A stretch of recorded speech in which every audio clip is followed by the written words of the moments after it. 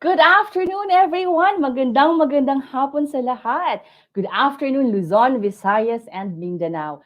Maupay nga kulop sa mga taga-Waray. Maayong hapon sa mga Bisaya. Welcome to People Manager on Cam May edition. This is the online show of the People Management Association of the Philippines, the premier organization of HR and people managers in the country. It's May! Ang bilis ng panahon! This is our fifth episode for 2021 of People Manager on Cam, and this is brought to you by LHH Philippines, the leading career transition and workforce transformation company in the Philippines. Maraming salamat. Thank you so much for joining us this afternoon. My name is Joanna Setter. I'm one of the Board of Trustees in PMAP, and I am your anchor for this afternoon. This show has four segments. So, for those who are watching us for the first time, allow me to walk you through the four segments. P is for People Watch, where we highlight peers, colleagues, leaders in HR and business, promising talents, and leaders in the community. And today I am so honored because we will feature a well known TV news personality. Quite an honor for us that she will be with us this afternoon. Then M, the second segment for this show is Must. This enables us to be updated with all the must that we have to know. It allows us not to miss the big shift, current issues, important learnings that are non-negotiables, especially for HR and people leaders. Then we have A. The third segment is Anticipate This. These are things, events, ideas, innovation, or discoveries that we all need to look forward to. And our last segment is Break Your Heart, and this is when we share with you health and wellness, lifestyle tips, grooming and fashion, especially for HR and people leaders during this time. So that's one thing that we are also excited to share with you. I want to acknowledge and introduce the committee and the people behind this online show. Our president of PMAP, Lynn Mukhi. Thank you so much for supporting us. Of course, COPA and the board of trustees. The committee members of PMAP's branding, marketing, and communications. Our editor in chief of the People Manager magazine, Jov Bataikan. We also have our technical team helping us behind the show, Mackie, Jeffrey, Delius, and Sarah. So thank you so much. This afternoon for this month, our segment hosts for today are coming from different locations of the Philippines, coming from Luzon, Visayas, and Mindanao. We have a host from Baguio, then we have a host from CDO, I think, if I'm not mistaken. You will meet them in a very short while. To our viewers, let us know your questions, your comments through the comment box. We would love to engage with you, to interact with you. So do let us know. I'm looking at the comment section now. Let us know. Send in, especially if you have questions or anything, any insights with our guest for this afternoon. So, all right. So, that is what we have in store, and it's just so much rich for this afternoon. We will be talking. This is a show in honor of mothers, but of course, it's not only for them. Any insights, any lessons that we will learn this afternoon applies to everyone, especially we are all faced with the pandemic and we are all trying to learn our way through this in the family, with our rules, both in at home and also of course sa workplace din. So ang dami-dami natin kailangan alamin, pag-aralan. It's a hit or miss. Sometimes we get it right the first time. Minsan kailangan natin mag-pivot or we have to change our strategy. But it's really because we care, you know. So learning and improving ourselves at home and also at work is because we care for our family and also for the company that we work with. So, hindi ko na patatagalin pa. I'm so excited because we have a very special guest for our people segment. And I would like to introduce to you then our segment host for the people segment is the 2019 president of PMAP Cagayan de Oro. She's a registered psychometrician. She is a certified coaching professional, AFPM certified coaching professional of coaching change of coaching. And so therefore, I am so happy we have from Cagayan de Oro chapter, Bambi Espiritu. Bambi, over to you. Thank you, Ms. Jo, for the introduction. Before we start, please allow me to give a brief context on our first segment for this afternoon about recalibrating family roles in household management. So, the COVID 19 pandemic effects are not the same for everyone, despite the attempts of the key decision makers to curb the disease. Its impacts are neither equally shared nor highly visible, but are extremely felt and experienced by those who are directly affected, specifically the vulnerable members of our society, such as women, girls, elderly, poor families, and those who have been displaced from their jobs suffered the most impact. This crisis exacerbated gender inequalities, which intersect with age, sexual orientation, social economic status, race, religion, and physical abilities. Additionally, online learning of children is another challenge, not only for dual income earning families who are on work from home arrangements or doing a hybrid work, but also to families who raise kids single handedly with no household helpers, as well as to families with no income and no opportunity to access even the basic needs. One thing is clear: the negative effects are disproportionate for everyone, especially women, because of the added burden of unpaid care work. This unpaid care work also tells us that this has a direct correlation in building the nation's economy. So in the US, a study done by Boston Consulting Group revealed that 39% of women are leaving their jobs in order to take care of their children because schools have closed. So in the Philippines, narratives in the recent focus group discussion conducted by PMAP also revealed that employees who are on work from home are distracted by non-office staff. Perhaps if we dig deeper into that dynamics, we may also ask how these employees, either men or women, are facing the challenge of working amid the pandemic. It would be interesting to know the state of well-being at this point in time. Can they really give full attention to the demands of their job while working from home? How do they handle family relationships and chores all at the same time? And with us this afternoon, whom am I privileged to introduce and virtually interact with, is a news anchor and host of ABS-CBN, the largest news organization in the Philippines.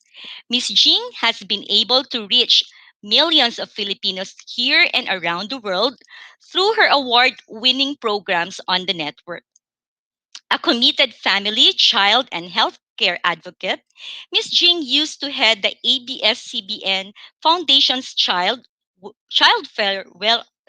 welfare arm, Bantay Bata 163. She's now a board member of the Philippine Mental Association and the nutrition ambassador of the DOST Food and Nutrition Research Institute. She's also a regular columnist of the Philippine Star and Filipino Star Ngayon, where she continues to use her journalistic skills to provide solid facts on health and wellness, parenting, and important social issues while empowering readers with the tips that they can use every day. As a TV and radio personality, newspaper columnist, and social media influencer with more than 1 million followers, she uses these platforms to empower Filipino audiences with reliable news and practical information, particularly in the digital realm, through her recently launched online show Pamilya Talk with Tita Jean. So, ladies and gentlemen, please welcome Miss Jean Castaneda. Hello, mga kapamilya! Hi, Good Bambi! afternoon! Na-starstruck ako. Hi, Bam! Good You're from afternoon Cagayan de po. Oro? Yes, ma'am. Joining Ah, from straight from Cagayan de Oro po. my mom is Magandang from hapon Cagayan de po. Oro. So, balo ako magbinisaya, ah, Wow! pero di kaayo. Gamay lang, no? Gamay ra, Konti oo. lang. Pero kasabot kaayo. Wow, that's nice to hear, Ma'am Jing. Miss Ayan. Jing, Jing na before lang. we Oh, Jing. Okay, Jing, before we start our interview, do you want to say something po?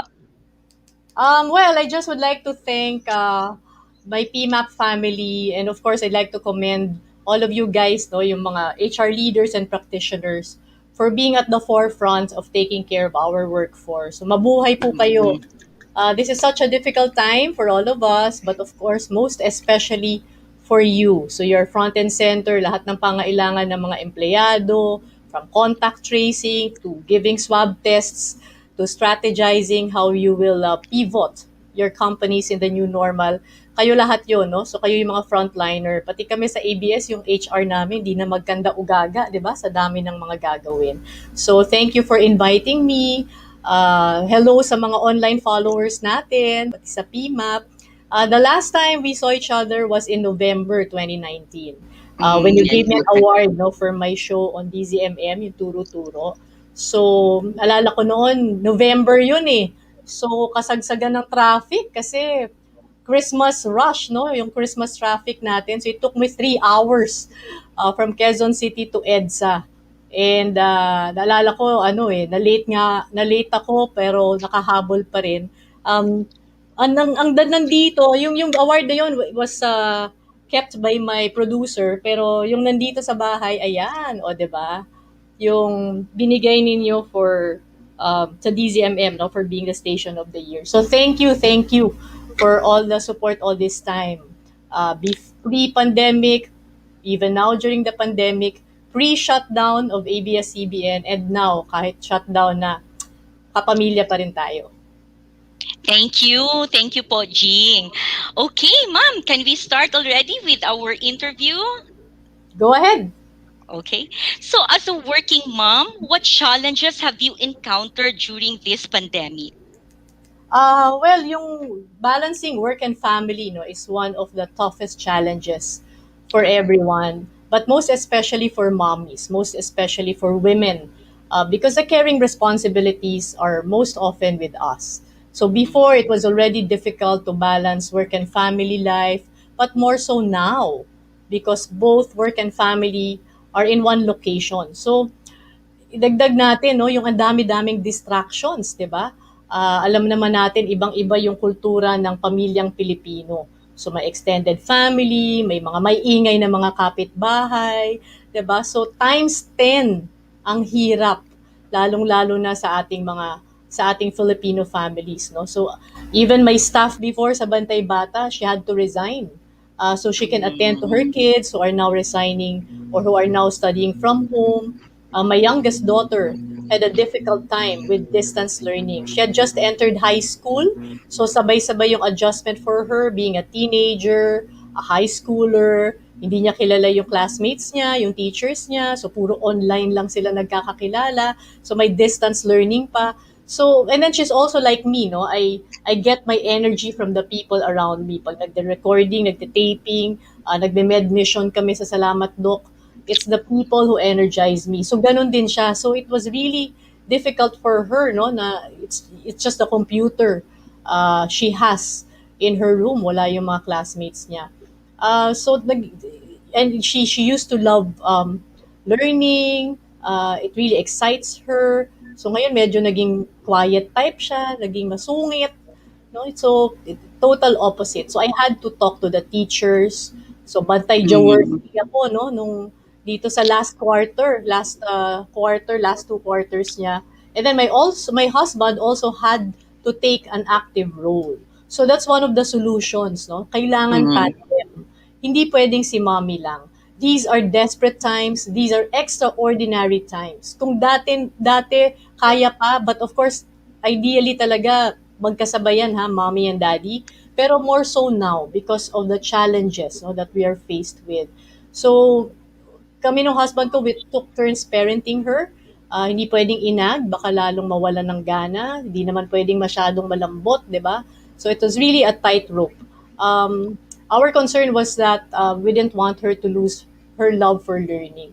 So mahirap talaga, Bambi, no, for mommies. I think we feel guilty that we're at home and yet we're not able to attend to our children because psychologically, pag nasa bahay tayo, may effect kasi yun eh, yung psychologically we're at home. Or may psychological effect, no, na we are at home. Kasi sanay na tayo na pag nasa bahay, we attend to the kids, we attend to the family. Iwan na yung trabaho sa opisina. So, it's very difficult, but one of the things I did was to put a physical boundary. So that's something I Mhm. also would like to share with all of you.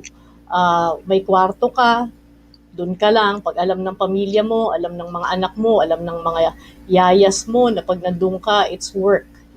Hindi rin ito madaling gawin. Ngayon, mag-asawa kasi, no, yung work from home, and then yung mga kids, ganun din. Kaya nagkakarinigan, di ba? Pag nagzo-Zoom meeting, tapos sila nag-aaral, and then yung wifi babagsak kasi sabay-sabay. So talagang talagang mahirap. And then you have the household chores to attend to. Share ko lang, Bambs, one Sure. time I Po. was interviewing VP Lenny Robredo no on Zoom. And then tinatanong ako nung yaya ko kung ano raw ang lulutuin, 'di ba? So muntik ko nang sabihin si VP Lenny na magtinola, 'di ba?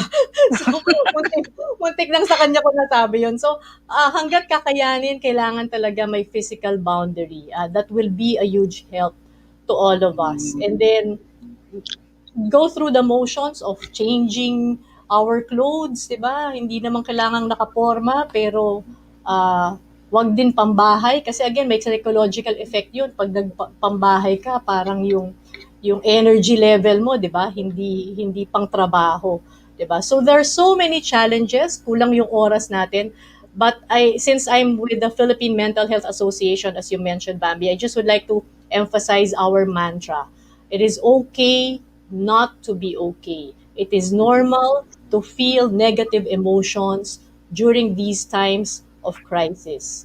We need to accept this, and we need to be aware that all of us are going through this. Hindi tayo nag-iisa. So we need to be kind to ourselves. Lalo na tayong mga mommies, no? Huli nating iniisip sarili natin. Inuuna natin ang lahat ng tao, lahat ng bagay. Tayo yung huli. We have to be kind to ourselves. Knowing that, pausing and breathing a sigh of relief every once in a while will do wonders for us. Mm. Yeah. So we really have to breathe through rin naman, Miss Jean, no? Mm. Kasi talagang hindi pwede yung sunod-sunod lahat, no? Wow, ang daming challenges ngayon, no? Especially in these times. And agree sa'yo, Miss Jean, I can really relate. Kasi ako, Married ka ba with kids? married ako. I have 2 kids. My husband is an OFW. So I also have an extended family. So talagang relate na relate ko yung mga pangyayari at Oo. paghihirap during pandemic po.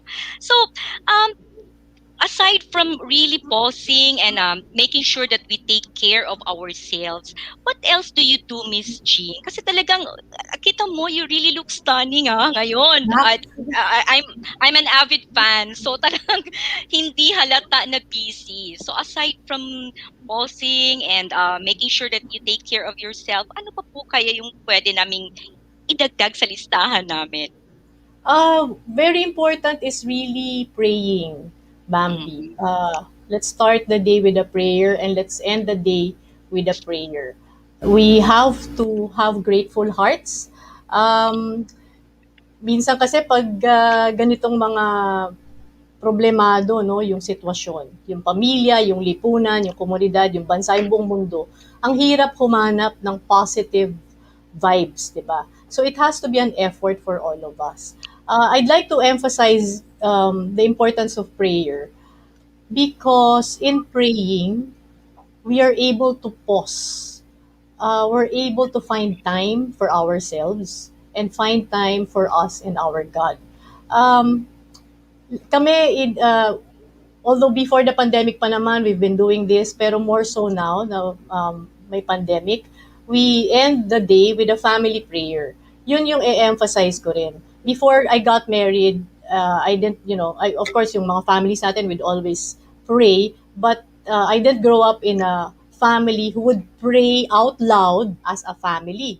'Di ba? Eh yung husband ko, yun yung pinasok niyang culture sa family namin. So all of us, we pray out loud, no? Each family member at the end of the day.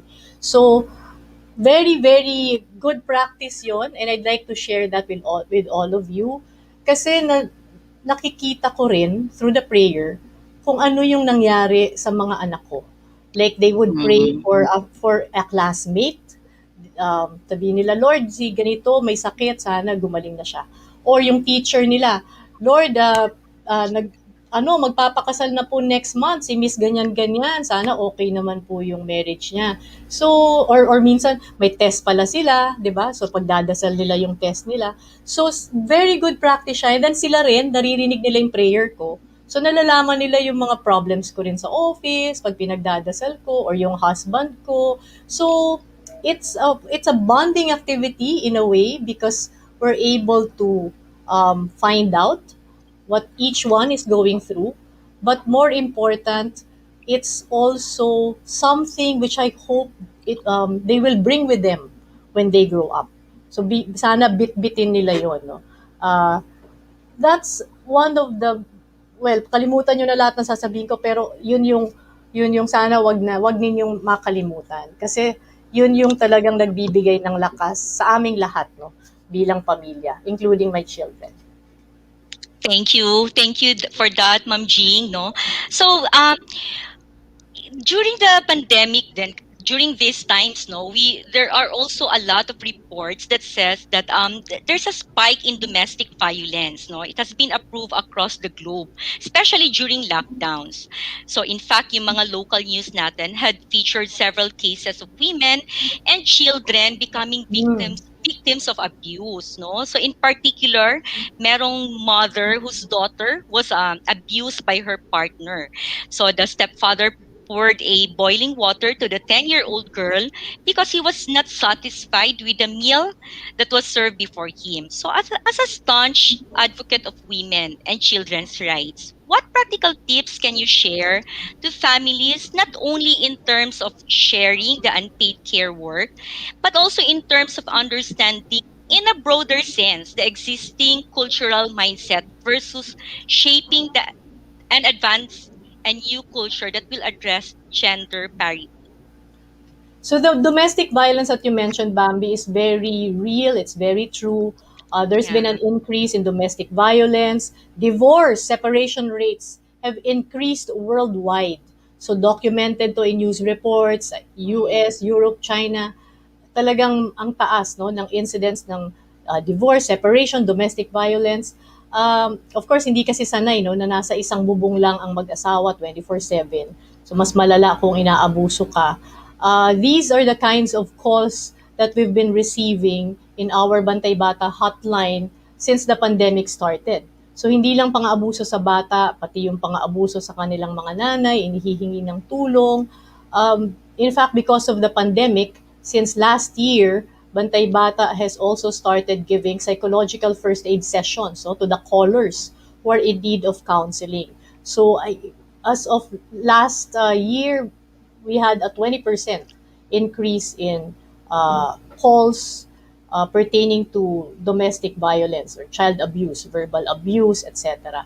And then, of course, there's also the case of solo parents, no. When I discussed the solo parent bill in my show, I have online shows now. We received so many questions. It was one of the most shared, most watched episodes of my show. And madalas kasi pag sa solo parenting, 'di ba, mga mommies, no, yung nag-aalaga. Yeah. And then when I wrote about it in my columns, ang dami ring nag-email back, no. Talagang problema siya sa Pilipinas.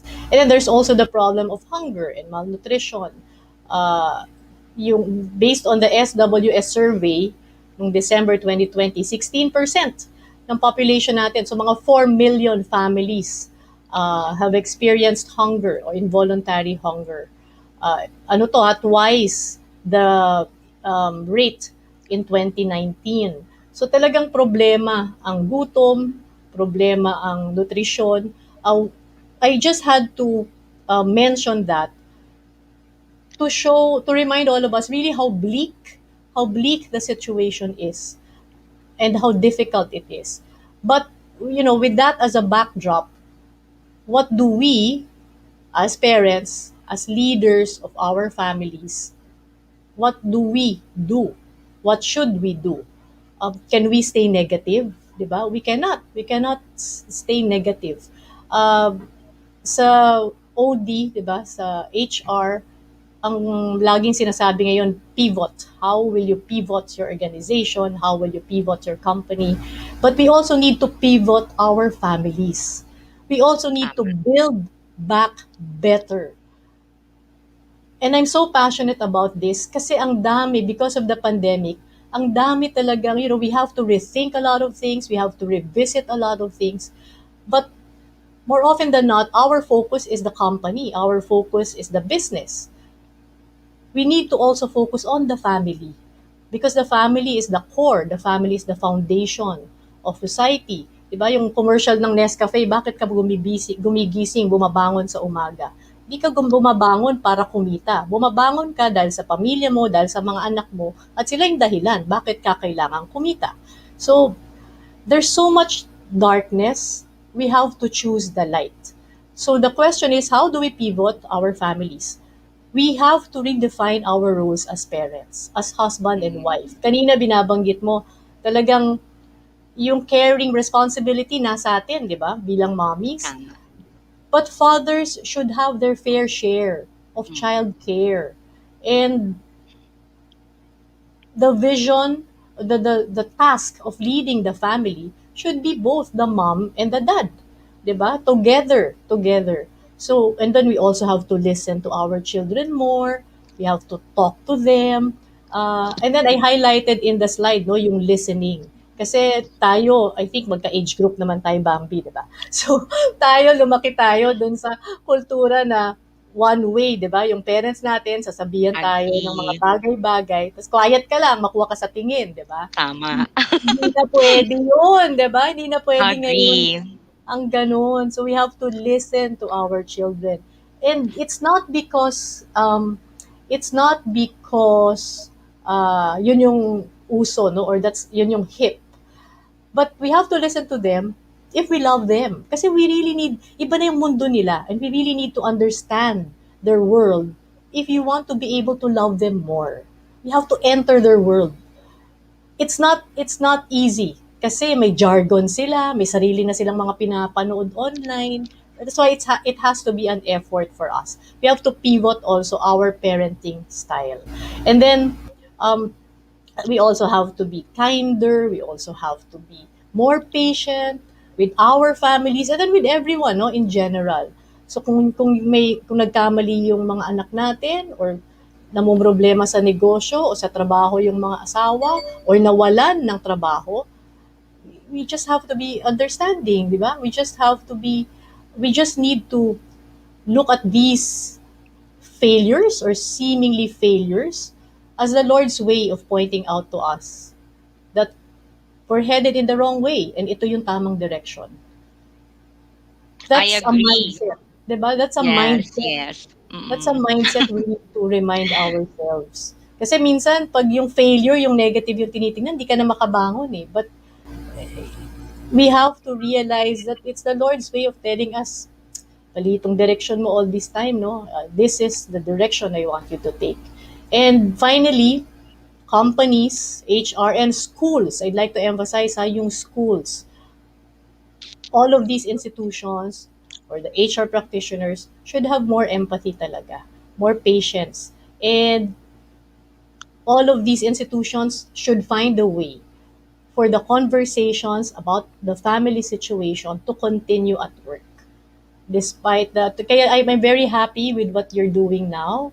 And I commend you, PMAP, for putting this together. Kasi just listening to different people sharing what they're going through and knowing that you're not alone is already a huge help.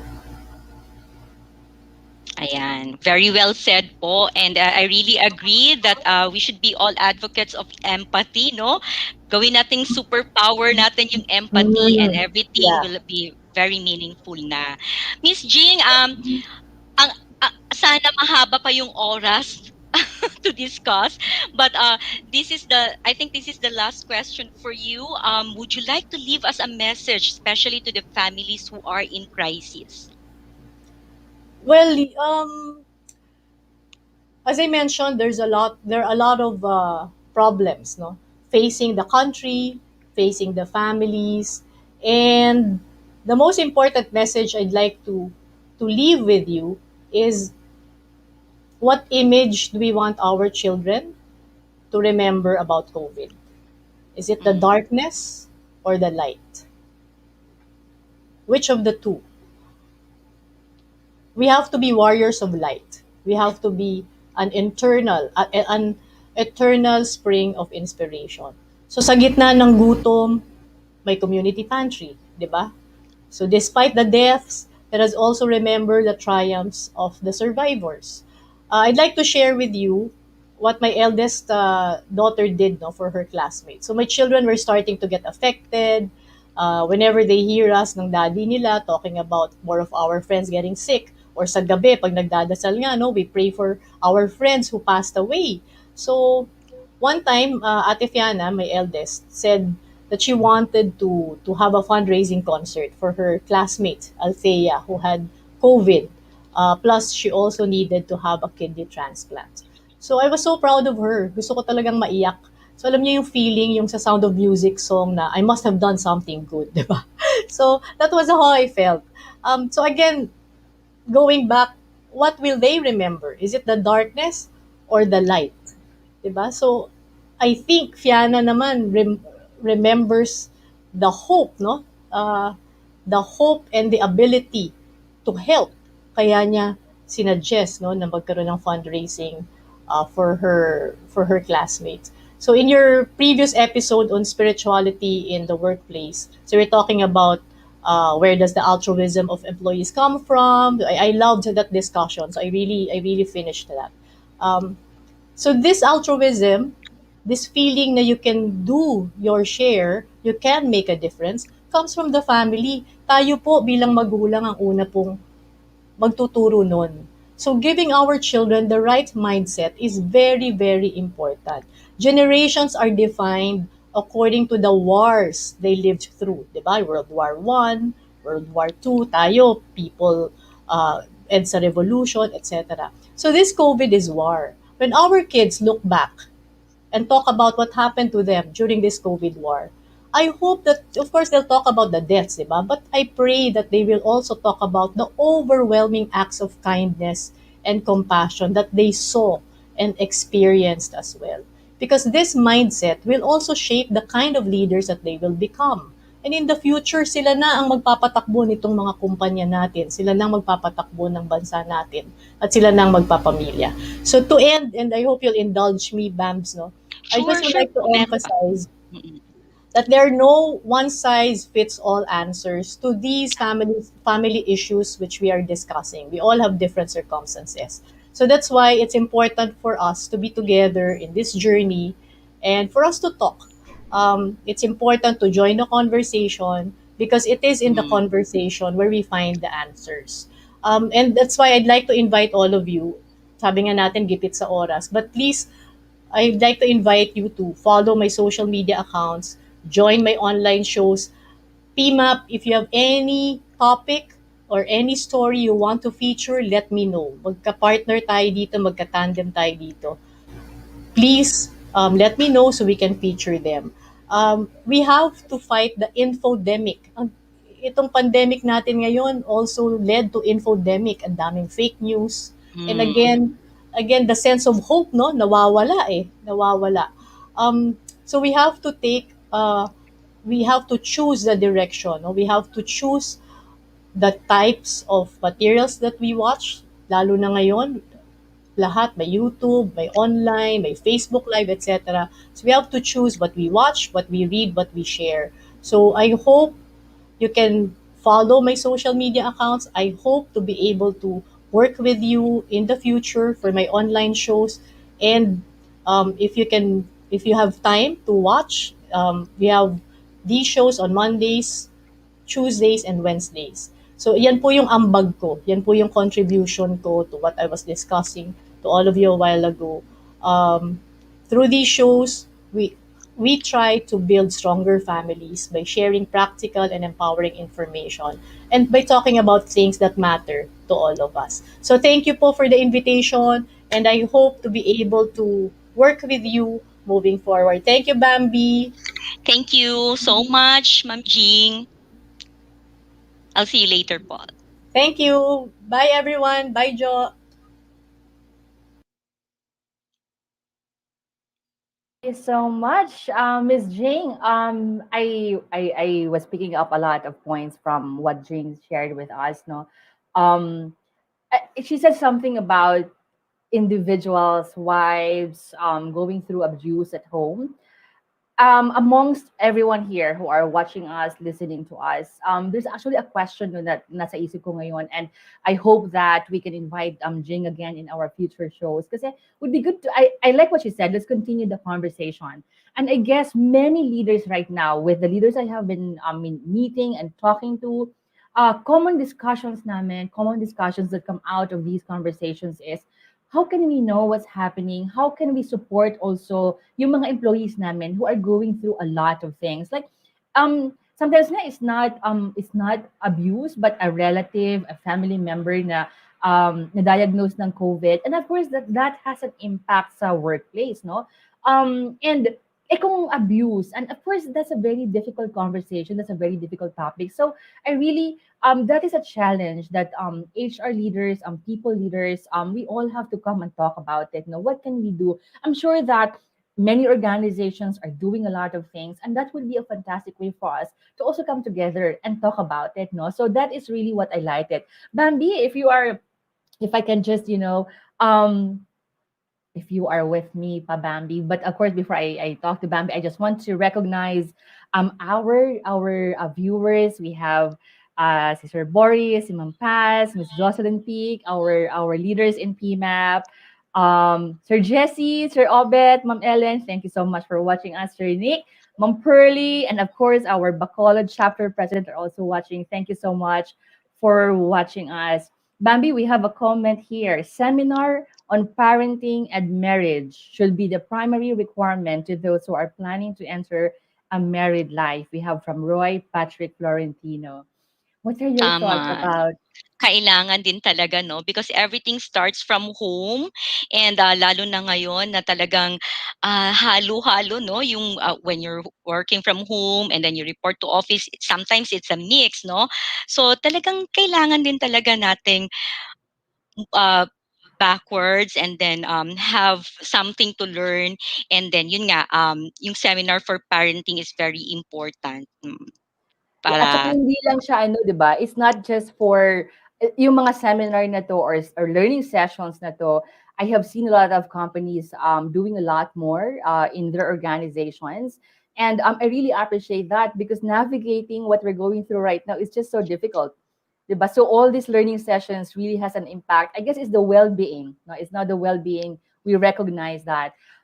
There's one thing that Jean said about being warriors of light. I just love that. We have to be warriors of light, and we will model how we are leading our organizations now, and our kids would see, and they would also become that kind of leader. No, Bambi, I really love that. yeah, correct. And then always see the silver lining in the situation, no? Hindi naman lahat ng effects ng COVID puro na lang negative, 'di ba? So, we really have to make the most out of it. Tingnan natin yung silver lining, and then yun nga, see the positive side of it, and warriors of light indeed.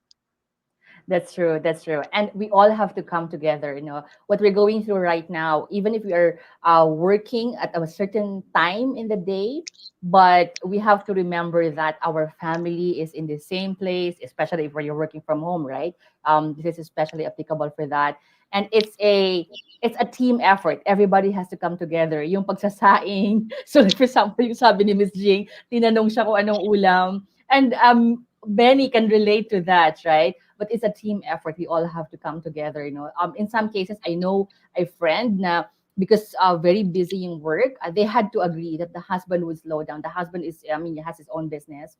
The husband had to slow down because the work of the wife really became very busy and toxic during pandemic time. So it was really a tandem. There has to be a team effort. And di ba yung ano natin, we have to recalibrate and we have to be open to how we can come together and support. How about you, Bambi? From CDO, kumusta yung mga ano yung mga learnings from the leaders there in CDO? Ako personally, no, because ayun nga, sinabi ko kay Ma'am Jean kanina that I'm also a working mom and then very busy with a lot of involvement in organizations. Tapos I have to take care of my two kids and my husband is an OFW. Ang hirap pala when you also have to balance all these things and then wala nang house help, ma'am. So what we do is that we really have to divide our work in the at home, no, division of labor na kami. So talagang natuto rin naman. So I'm sure even the leaders are also uh, in that organization, they are thinking a lot of programs and Yes. learning and development sessions to address these concerns. Kasi parang ngayon, ito lang yung napag-isip-isip natin, ang hirap pala ng yung mga naiiwan sa bahay. Now that we Correct. also work at home, di ba? Yung parang, Right. yun nga, oo. Ako Thank nanibago you. talaga ako ng husto. Thank you so much, Bambi. And what a great segue nung sinabi mo, no, that organizations has to find strategies on how we can support working Yeah. mothers in this new world of work. And so because of that, thank you so much, Bambi. We will talk again, no, in a short while. So again, for those who are watching and listening to us right now, do send in your questions. We would love to engage with you, your questions. What are the challenges that you are encountering right now as you navigate this new world of work? To the moms out there, do let us know. What are your questions? What challenges are you experiencing? Or what learnings that can also be a gift for everyone who is watching us right now? So do send in through the comment section and we would be happy to engage with you, interact with you. So I just want to thank LHH Philippines, our sponsor for this show. LHH Philippines is the leading career transition and workforce transformation company in the Philippines. And if you would like to, read more about recalibrating family roles, I invite you to watch out for our magazine, People Manager Online, that is coming out before the end of the month. And let's talk about from coming from the recalibration of roles. Let's talk about the workplace. How can organizations support working mothers thrive in this new world of work? I am so happy that we have our segment host for this afternoon, the Vice President of PMAP Baguio chapter. I'm so sorry, nabubulol. He's also the Director of Operations for Brookhurst, Philippines.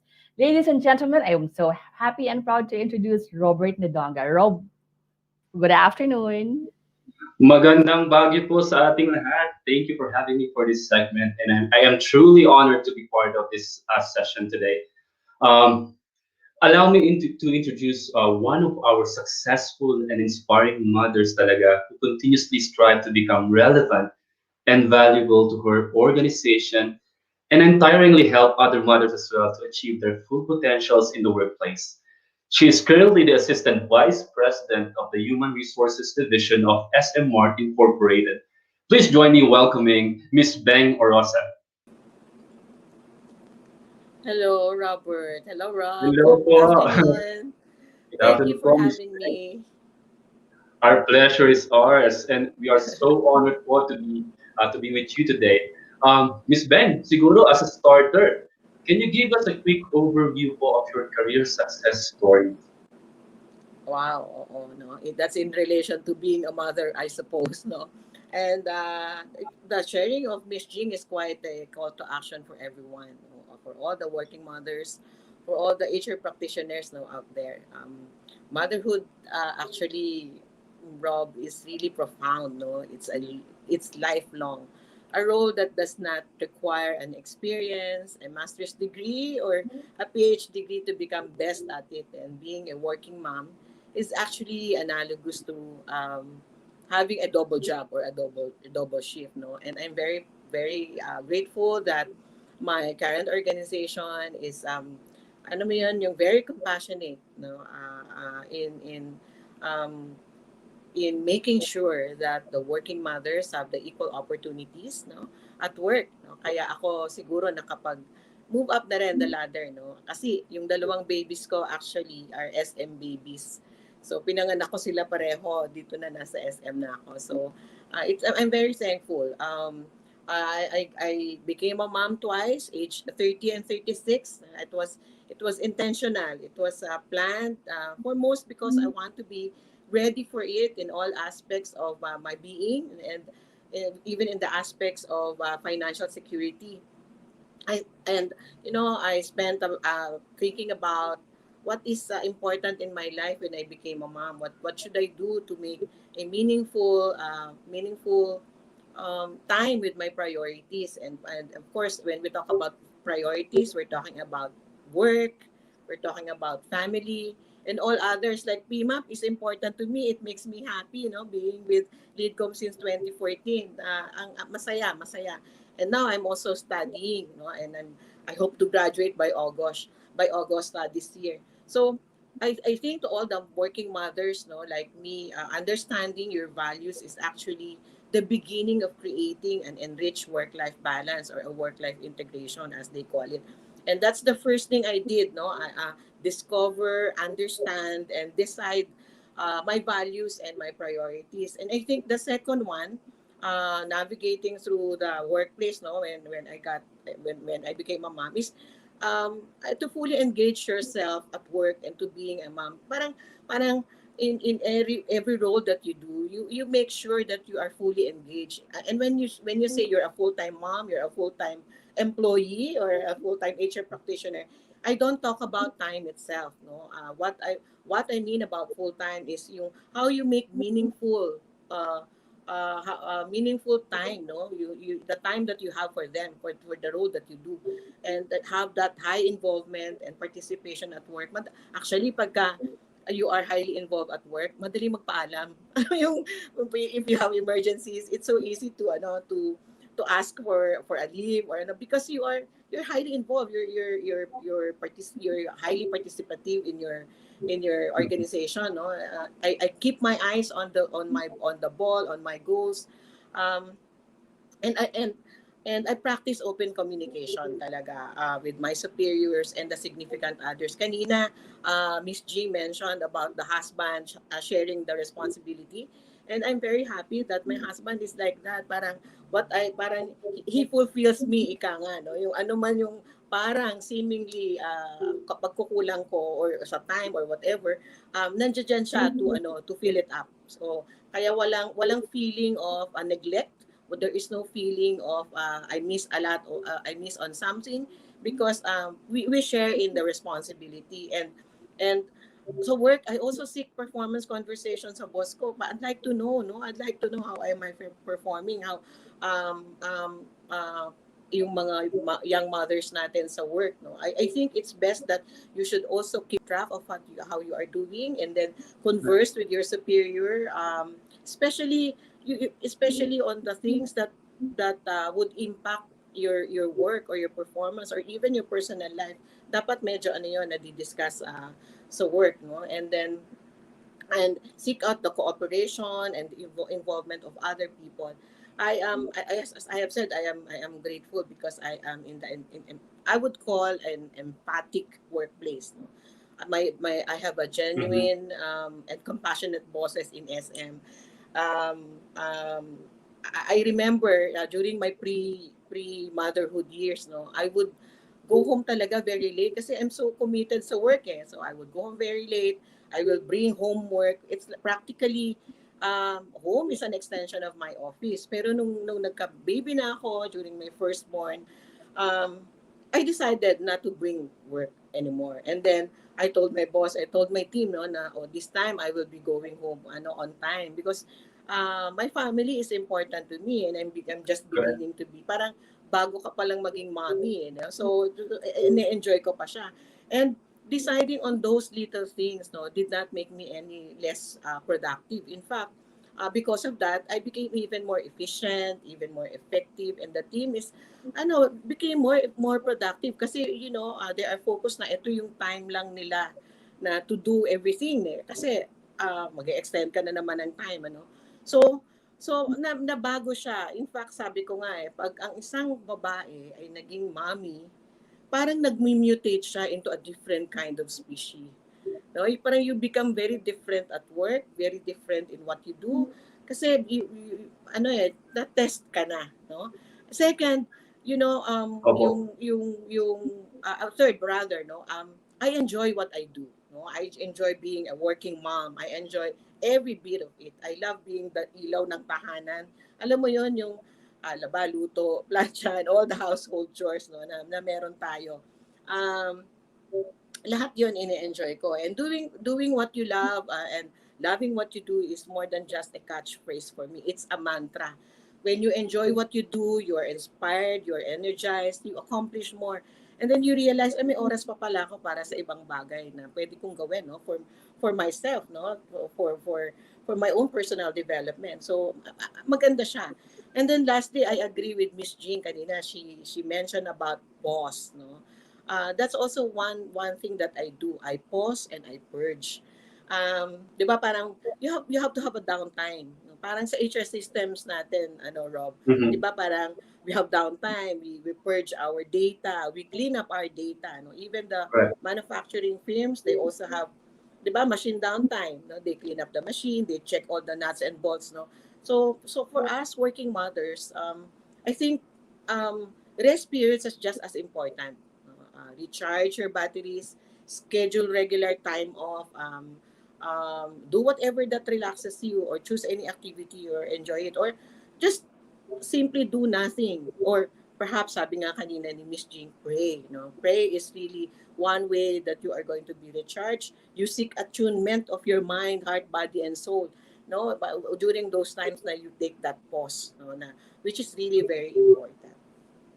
Thank you, Miss Jing. Really inspiring talaga. And 24 hours po talaga ang pagiging mom. That's a work na 24 hours. Yeah. Yeah, And tsaka yun nga, considering, sabi nga ni Miss, you have to have some ground rules then. Like I remember, nung bago pa yung mga anak ko, denied ko talaga sila sa study habits nila. And then when they were grade 4, they're on their own. Kasi na-establish mo na, no? Tapos ang agreement namin, kasi gabi ako nakakauwi. So they have to do their assignment. I'll check it when I get home. But when I wake them up earlier than usual, it means they have to do something doon sa assignment nila. So may mga ganong mga arrangements. No? Kasi sa agreement. totoo lang, let's face it, while the working moms are said to be super moms, we cannot do it alone. No? We need to have the help of Tama. other people around us, especially those, yung mga family talaga natin, family members, our boss, our colleagues at work. Everyone should really be helping out together. And talking about being of help po to our working Mhm. mothers, and now that you are part of the leadership team of SM in the Human Resources Department, how did you prepare your programs to be meaningful for mothers, especially that the call for work-life integration now is much stronger this time of pandemic po? So ano po yung mga programs and initiatives Yeah. po na would support this? Yeah, actually, just like I think most of the organization, we are also female dominated, no?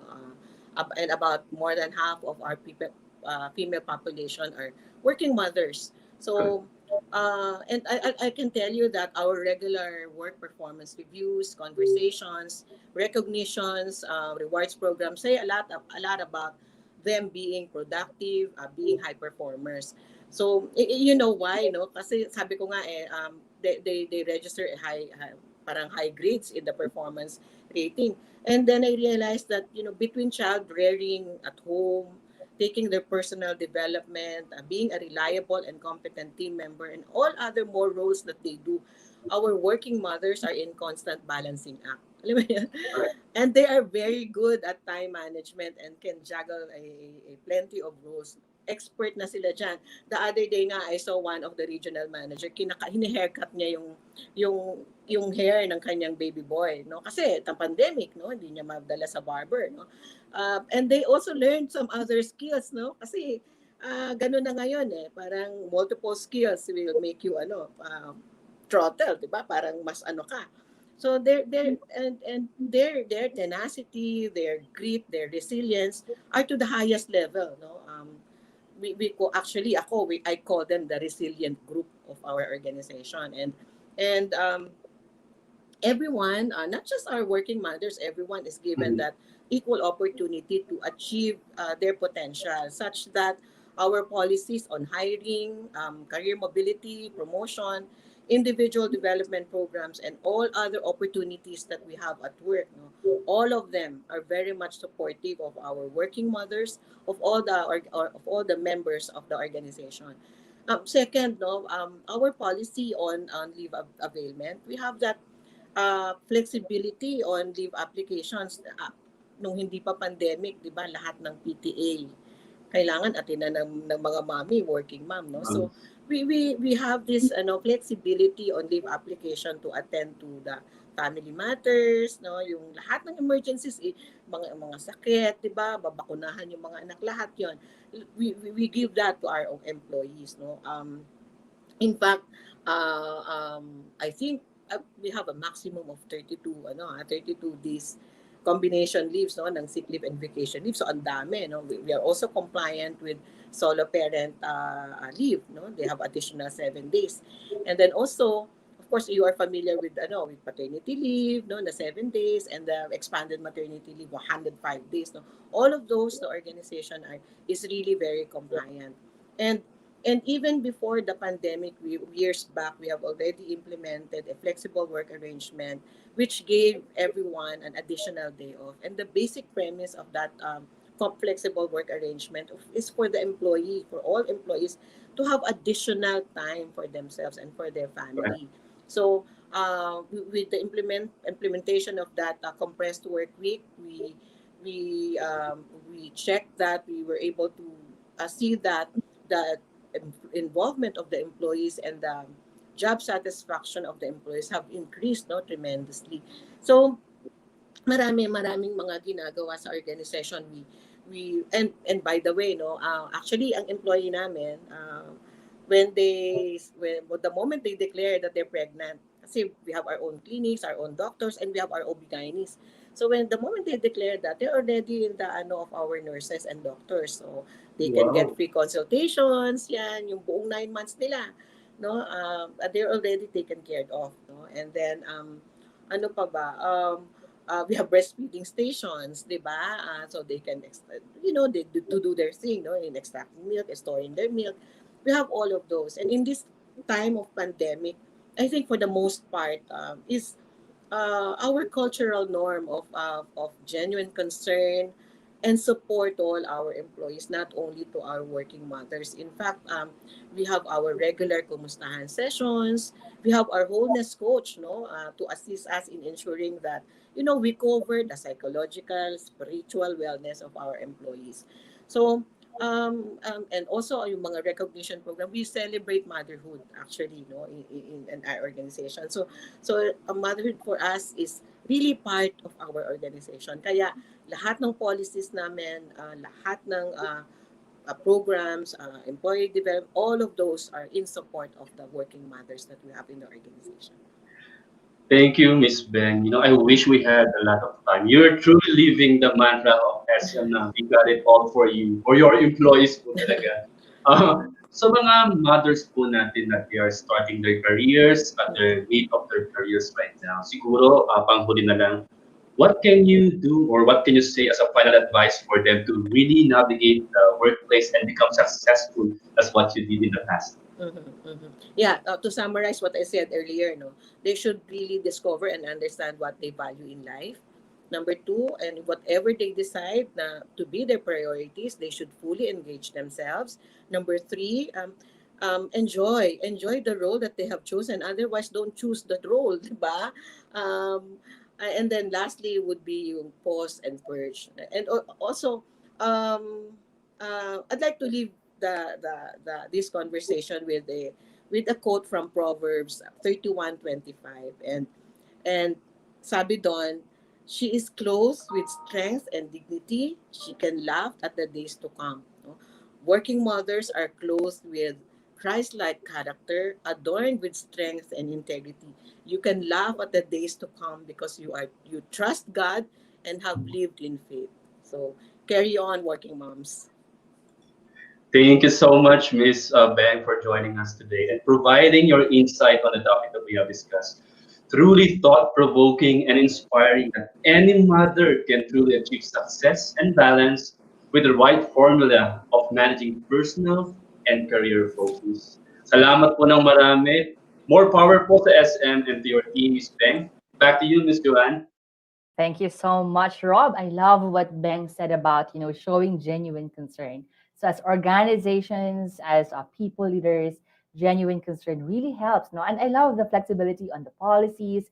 And Ben also mentioned that with these flexibilities, job satisfaction have increased tremendously. And so I can just imagine that the performance also could also have increased tremendously as well. So thank you so much, Ben. A lot of learnings there. I do wish we have more time. Ben is actually a classmate in PMAP Leadcom. Nako, nag-PhD pa yan si Beng sa dami ng kabisihan yan as a mom and also as an officer of SM.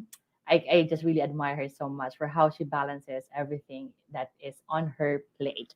All right, so thank you again. So thank you so much again, Bang, and of course, Rob. Before we go to our next segment, I hope you will allow me for a few advertisements. So I want to invite everyone to our virtual event hostings training. This is happening on June 22, and no other than our editor-in-chief, Joveler Bataikan, who will run this training. He is an author of 4 novels and also, of course, a post-pandemic leadership handbook, which I really love. So I hope you will join this, especially that we are now doing this event hostings virtually. I'm sure you will learn a lot in this training session. So how to register is there. Contact Maki Cordero and you would be guided how you can join that virtual session. And then we are inviting everyone to our virtual job fair, those who are looking for jobs right now, and also, of course, companies who are looking for employees. Let's come together on June 24 in our virtual job fair. So we hope to see you there. Also, so excited. Our annual conference is happening on July 28 to 30. Register now, avail of early bird rates. How to register for the sessions for the conference is also on your screen right now. So I will see you in all these events. And I want to thank again LHH, our sponsor of our show today. We are also inviting sponsors to our show right now, and of course to the many different programs of PMAP. Our mission in PMAP is to serve and develop Filipino human capital. We aim to advance people management and empower thousands of employees nationwide. If you would like to partner with us in this mission, contact PMAP on how you can be our sponsors in the programs of PMAP. If you wish to join us as well, if you are not yet a member of PMAP, join us now and we will be with you in your journey as a people leader, as an HR leader. All right, so let's go to our Anticipate This, our third segment. This time, so coming from home, learnings about how can we recalibrate our roles. Then we talked about how can organizations support working moms. This time, we will now talk about enterprise, how moms can enter, how we can nourish our business or entrepreneurial talent. So this is what we will now talk about in our Anticipate This segment. And I am so happy to welcome back again our segment host. He is the partner and head of product and solutions of Headway EduTech, Lawrence Kaw. Lawrence? Thank you, BOT Joanne, and good afternoon, everyone. For this month's Anticipate This of the People Manager on Cam, we have invited a business leader, a medical practitioner, and a certified mompreneur all in one as our guest. And she is no other than the president of the Davao City Chamber of Commerce. Let us all welcome Dr. Malu Monteverde. Good afternoon, Doc Malu. Good afternoon and hello to our viewers for this afternoon. Yeah, so Doc Malu, perhaps we can start with this question. For you, what would best describe a mompreneur? Oh, a mompreneur is somebody who's a mother, whether married, single, or separated. As long as you're a mother, actually, it starts usually pagbuntis, no? So I call it uh, the shift from buntispreneur to becoming a mompreneur. So what's a mompreneur really is? It's somebody na you're nurturing, caring mothers who enters business or do entrepreneurial works, no? Or businesses. And usually naman the mothers, the aim talaga is to provide for her family, especially the children, no? the needed support to be able to provide the means for her family, to be able, one, to have food on the table, shelter over their heads, and of course, the sustenance to go through, especially now during the pandemic. So it's also somebody who's building on dreams for her family. Basically, mompreneurs are women who builds families and communities. So there are a lot of mompreneurs, especially this time. Kasi nakita mo talaga yung spike ng MSMEs, no? We have the new the so-called new homepreneurs who makes up a lot of our MSMEs during these trying times. And basically, a mompreneur is somebody who builds on her dreams while nurturing her family. Thank you, Doc. Thank you, Doc Malu. So builds families and builds communities. That's a very good description, and I'm very fond of the term Buddhistpreneur up to the point of being a mompreneur. And I can already simula, di ba, Lawrence? yes, definitely, no, kasi that's the start of motherhood, no, and a lot of people, especially in the workforce, iniisip na kagad nila from the moment that they are pregnant. Ano ba yung magiging next in their career? Are they going to continue in the workplace, or is entrepreneurship the next step in their professional lives? And Yes. based on your description, Doc Malu, I can already recall a few names in my network who would fit the description, and I'm sure and I've seen that they really made an impact in their communities. Now, we know that there was a rapid increase in entrepreneurial activity, as you mentioned earlier, since the onset of the pandemic. DTI, from our sources here, reported more than 75,000 newly registered MSMEs just last year alone. Now, what do you think, Doc Malu, are the factors that contributed to this rapid increase, especially of mompreneurs? Okay, basic kasi yan sa mompreneurs, no, or basic in women is the need to earn to be able to survive. Lalo na last year when many lost jobs, no, so because of the recession. So families really need to innovate and be creative and find other sources of livelihood to be able to survive. So most of the budget naman comes, like for example, in many Filipino homes, it's usually the mothers, no, who does the budgeting. Di ba, Lawrence? Nanay talaga yung pinupuntahan. Di ba? I agree. Baon, everything, no? Bills, okay. So the mothers really have to be innovative and creative enough to look for possible sources of income. Even if their husband, has work, or whether OFW or has a stable job, during these times, everybody has to join hands and really move forward and look for sources of, income for the family. And you have to remember that Filipino families, hindi lang yung immediate family mo, no? Marami ka pang families na kasama. So that most common of businesses that thrive during this time are really home-based businesses like food processing, cooking, no?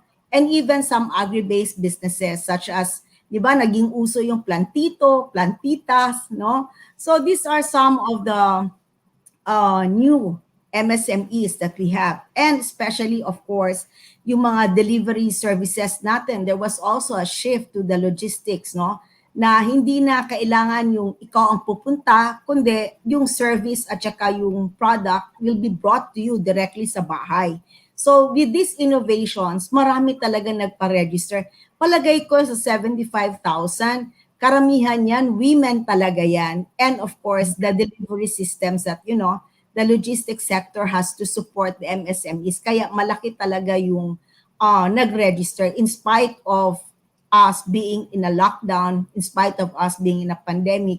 Everyone has to be creative enough, innovative enough to look for other sources or means of livelihood during that time or this time also. Thank you, Doc Malu. And that's very evident, no, in terms of the boom of e-commerce and the parallel boom and rise of mompreneurs. And we know, Doc Malu, that technology. Yes. So the move to homes, and then because of the pandemic and then the advent of technology. We also know, Doc Malu, that you have been working very closely with the industry and its different stakeholders at the Davao Chamber. Can you share with us any program that you've been working on to further support our mompreneurs? And are there also other key initiatives on the national level that mompreneurs or mompreneurs should be aware of? Okay, let me give you a background first. No, I'm really a doctor and an obstetrician by profession before I got into the business. So I have a very soft spot for women, children, and their families. Having started in the late 1990s with the Alakbay Foundation, with some fellow doctors and these women, no, we started off the Women and Children Protection Unit of the Southern Philippines Medical Center. And then during the Marawi siege, me together with my family naman made a cooperative for Marawi women who are doing the Dolls for Peace project, no, where displaced women did their yung indigenous weaving into a work of parang self-healing, no? So it's a work of hope for women and their communities. So Dolls for Peace yon, and this is the Arcat Lawanen. Now with the chamber, we have collaborated with several government agencies to provide training modules, no, for several home-based activities or businesses on a digital platform that can be done. Kasi like now, we can do lectures, webinars, diba? Ang dami. Online ka lang talaga, Zoom, StreamYard, and whatever, no? And at the moment, we have also partnered with the Embassy of New Zealand to provide and reach out even to the indigenous mompreneurs, no? Or mompreneurs, okay? Livelihood projects, so kasali doon, food, whatever, no? Yung mga ginagawa ng mga basics, okay?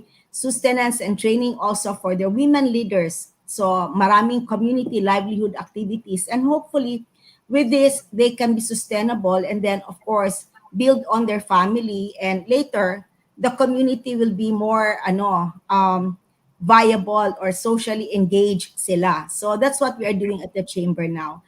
The Davao City Chamber is not just a business chamber, but we help out or we support also and capacitate women and their families and the communities they are with these livelihood projects, which we have networked with other government agencies, and we are building communities, especially during this pandemic. And it's a tough job, but you really have to reach out not only to women who are here in the city, but also those who are disadvantaged or vulnerable.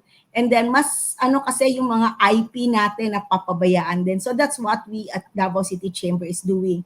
Not only city-based, but we're also reaching out even to the conflict areas for livelihood projects. Thanks, Doc Malu. So that's really a very big part of your responsibility to nation building.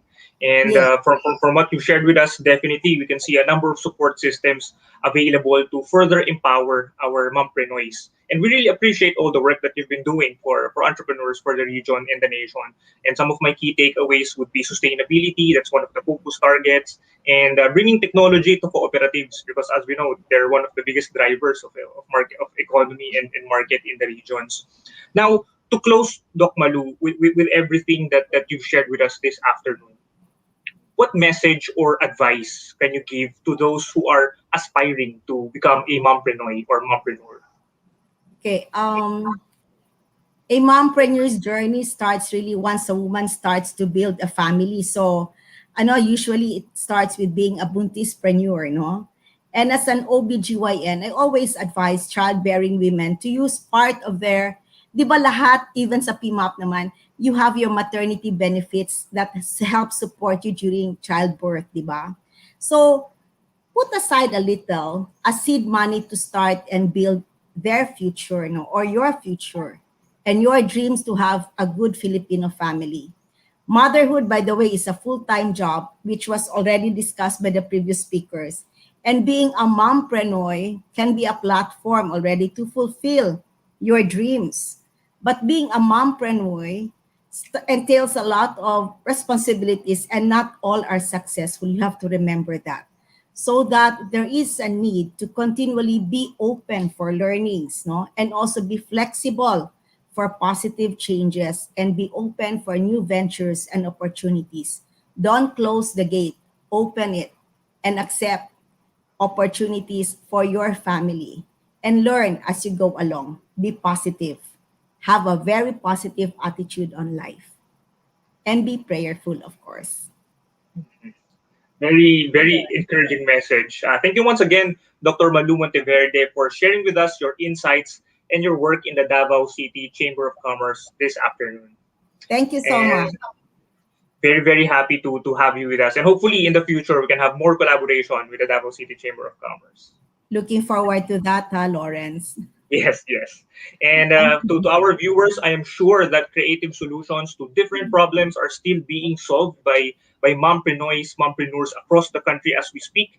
And that is something that is definitely worth anticipating. So that ends our segment. Back to you now, BOT Joanne.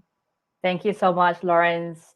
Doc, thank you so much for what you shared with us. That is a very short segment, but I was so encouraged and so inspired by what you shared with us. I love what you said about helping build families, but also building communities. And that is really very true.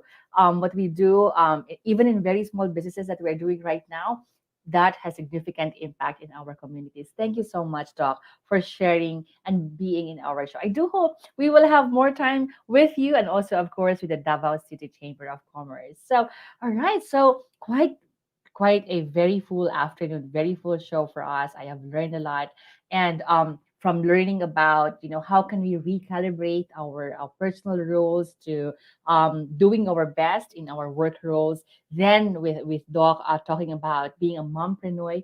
Sometimes it's too much, right? I think it can also be very overwhelming. And I remember Jing in our first segment, she said that we also need to pause. So kailangan din natin alagaan ang ating mga sarili. So with our fourth segment, let us hear tips and strategies on how can we work from home, but also, of course, foster self-love. I am so excited to introduce again, to welcome back to our show, the HR specialist of Finma Property Holdings Corporation, Bon Atienza. Bon?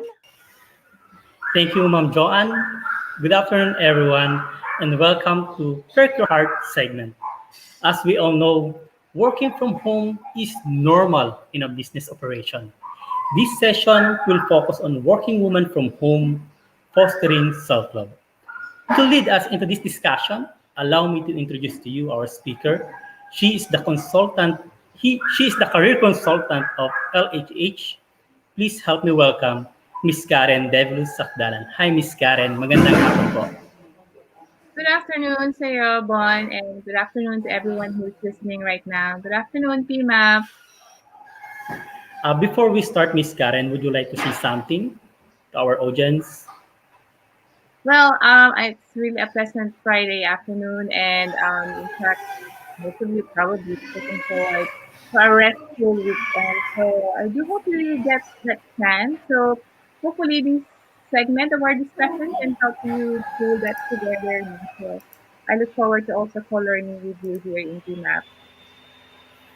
Moving to our discussion, working from home is challenging because you are working at the same time, takes care of the family needs, especially when you have a little kids na makulit. How do Yeah. you manage to balance of all this, Miss Mhm. Karen? Mm-hmm.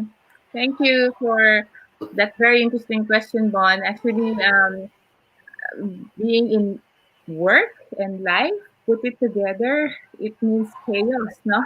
Integrated siya eh.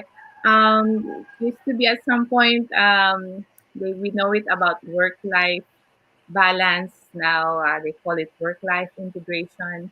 But truly, at this point, there is not much choice for us but to put it together, especially those who have multiple engagements. No, others kasi apart from the work, may a wealth of support, but others in a common trend and some cases hindi ganon ka-easy kumuha ng support like household support. I mean, Mm. so for those who are having in the early season of their parenting, lalo na yung mga first-time mothers, maybe those who have just had a baby and still have to go back to work, and self-care is very crucial for you.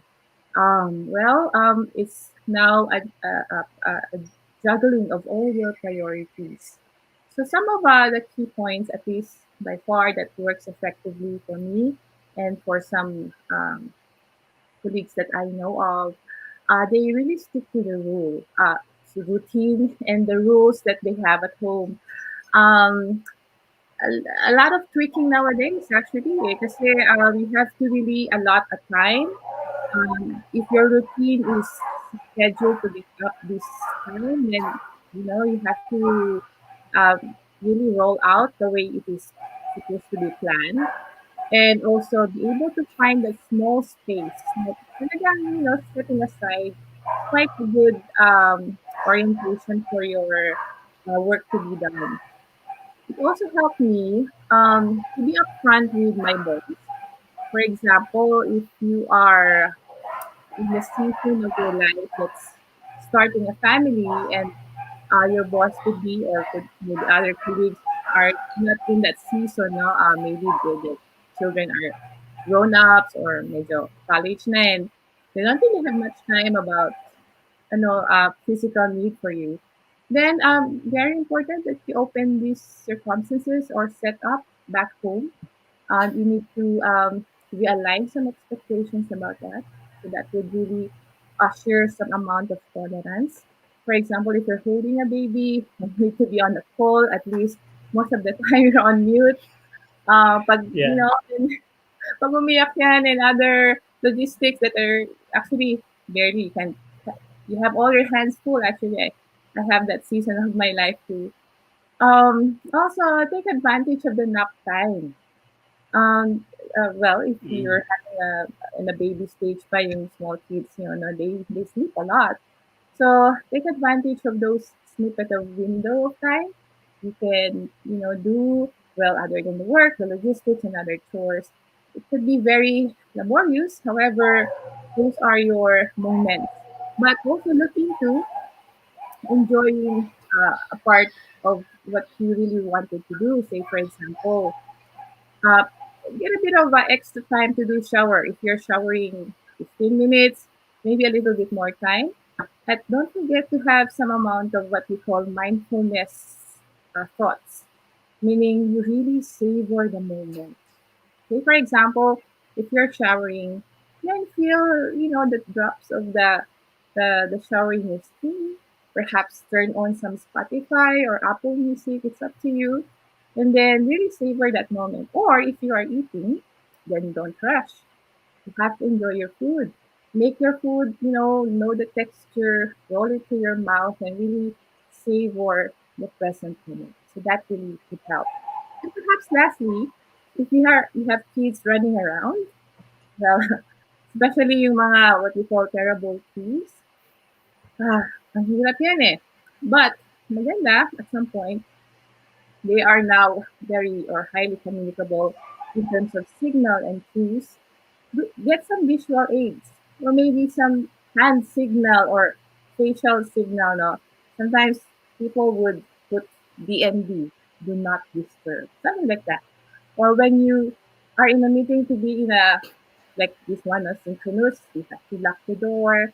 You really have to put some, say for example, chewing. When I hold up this, you have to make yourself be quiet. Something like that. I remember, in fact, there was a time my kid, um, I was holding ganito, a webinar, I think. And it takes a bit of couple of minutes or even 3 hours for me to run. And then she was falling the floor. And that actually gave me a big chuckle why she was falling. And then slowly got up and then walked. And then I asked her, why were you falling? And then sabi niya, because you have a meeting. I might create some noise. Oh, that's cool. That's good. She's conscious about what's going on. She knows that I'm working. Di ba? Pretty cute, no? But again, not all children have to do a little bit advance of maturity to think things through. So, but again, sabi nga ni Bruner, one of the child psychologists says, everything the child can learn um, only on appropriate timing and training. So I think it's also a matter of time that you will have to, make them become aware of what to do, how important things are for you, and you're trying your best to really put things together in order. So I think with enough communication, it can be possible. I agree with that, Miss Karen.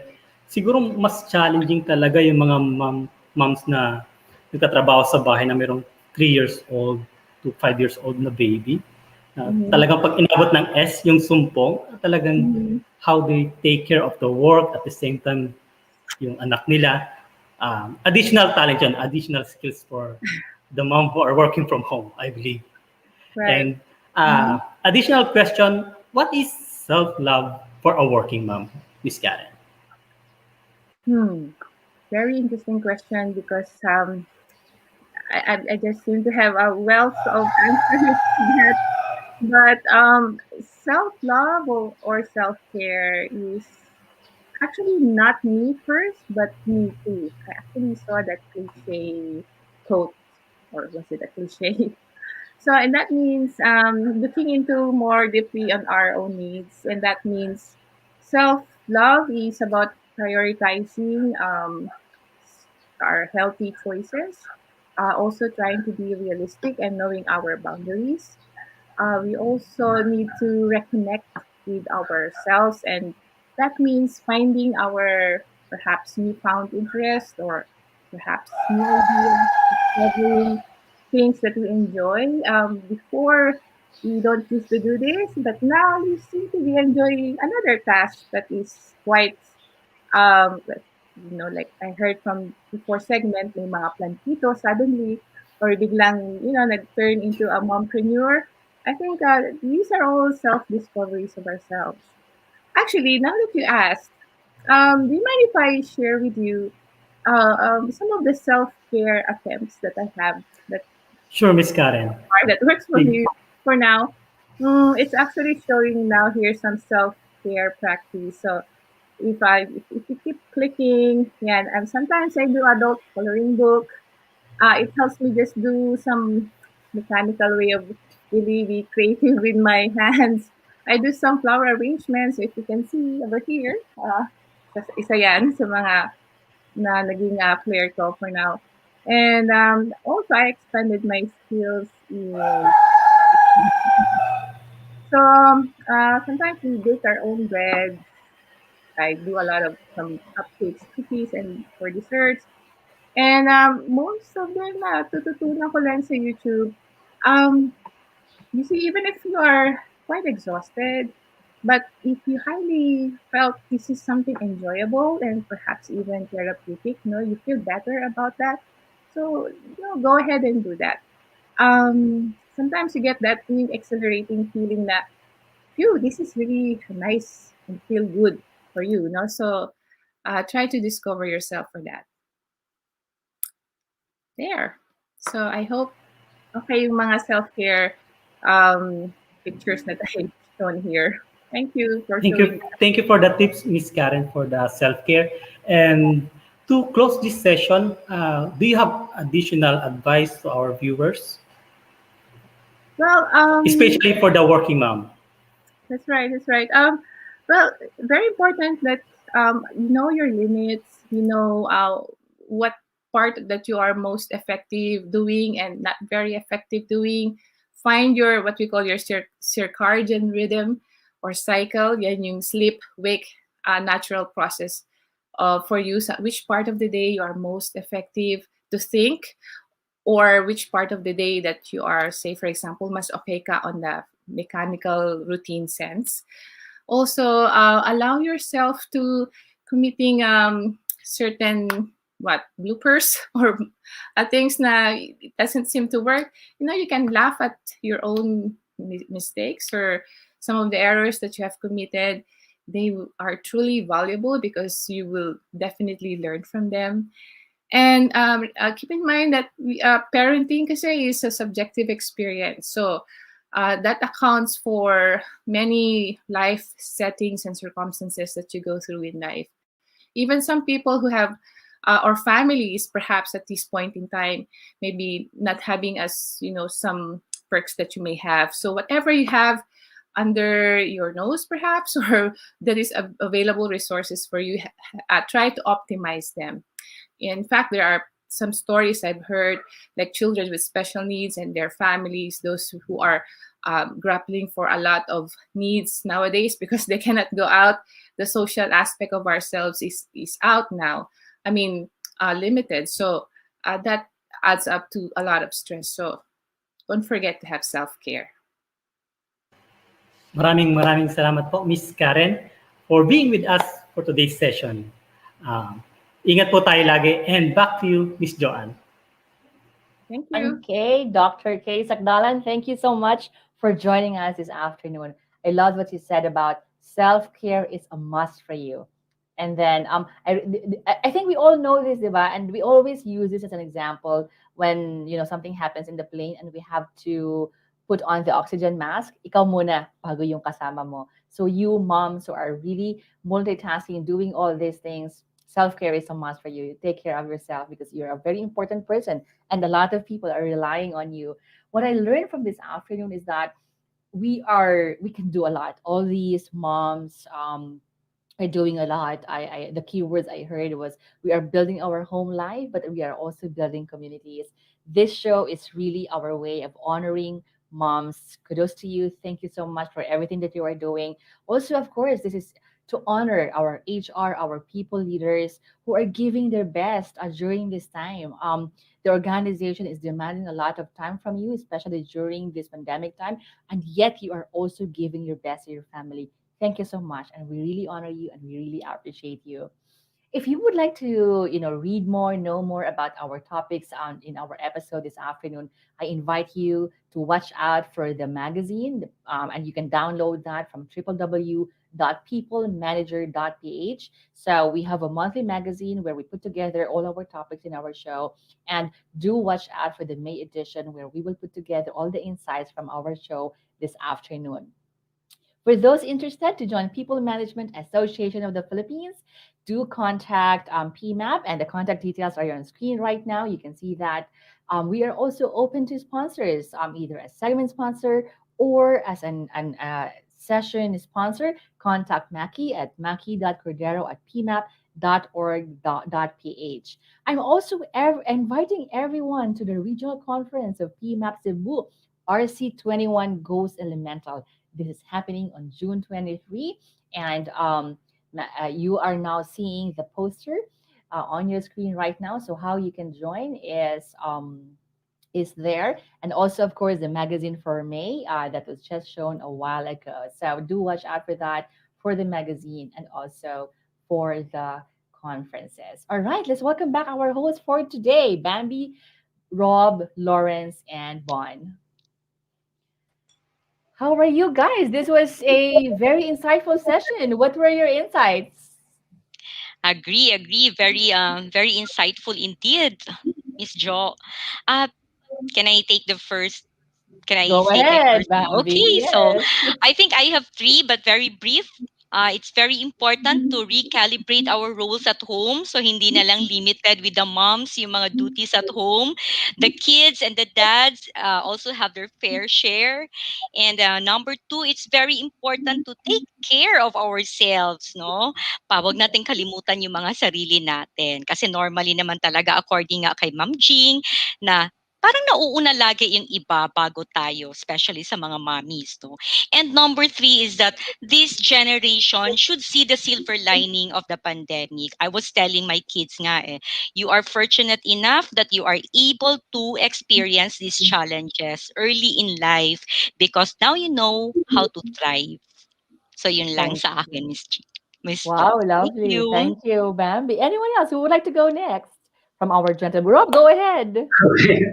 Coming from the north and in Baguio, I really appreciated the fact na yung mothers natin ngayon, yung mga guest speakers natin, is really refocusing our attention towards three key areas na narinig ko sa kanila. One is spirituality. When everything seems falling into places or seems not working fine, there's always someone above us that can help us. We connect to them and we connect to the person above us and help us, or at least seek help from God to assist us in that kind of struggle. Secondly, your personal life. Although working moms are really masters of multitasking. Hindi wala pang pandemic, ginagawa na to.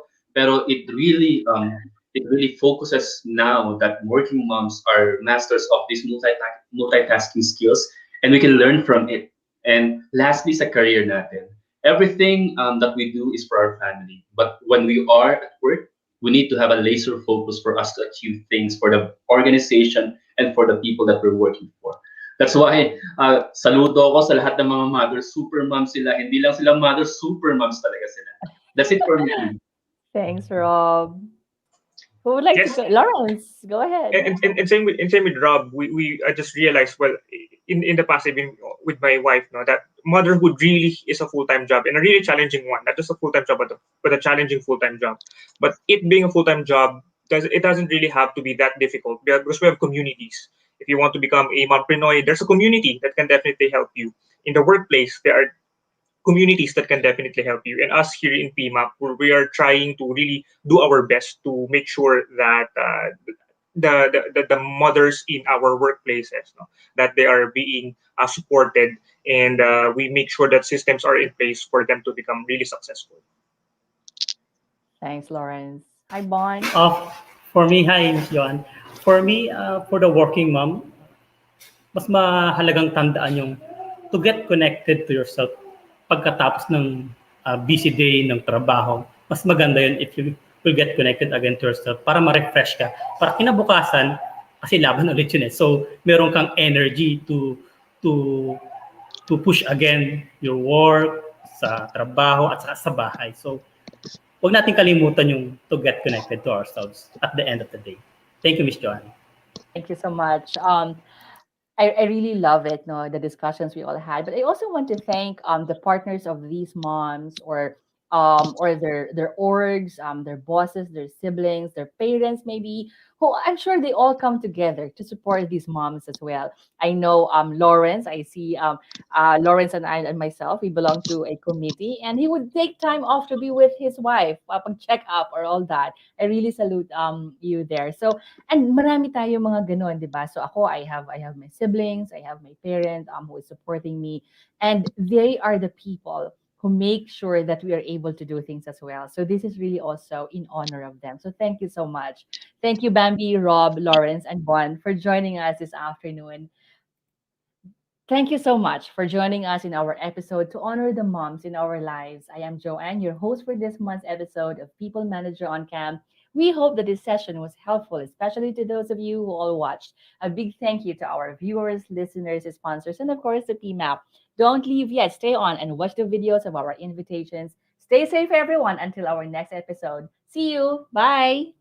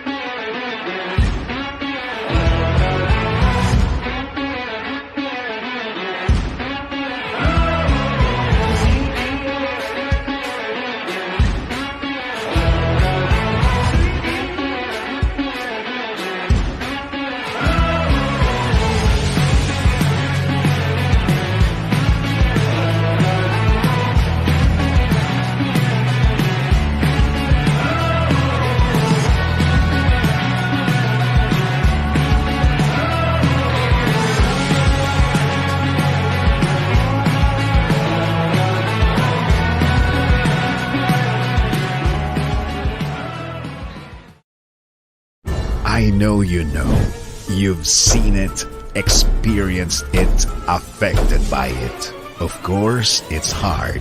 But this is an invitation to change it, to bounce back, to feel the inspiration. Masyado ka nang apektado para tumigil pa. Ngayon, oras na para sa mas mataas na antas ng pagbabalik at pagbabago. The hashtag Business Better Than Usual. Oo naman, aangat ka, aangat tayo. Buong Luzon, Visayas at Mindanao, kaisa sa pagbangon at pagbabago. The 58th PMAP Annual Conference. Angat, leading people to higher ground.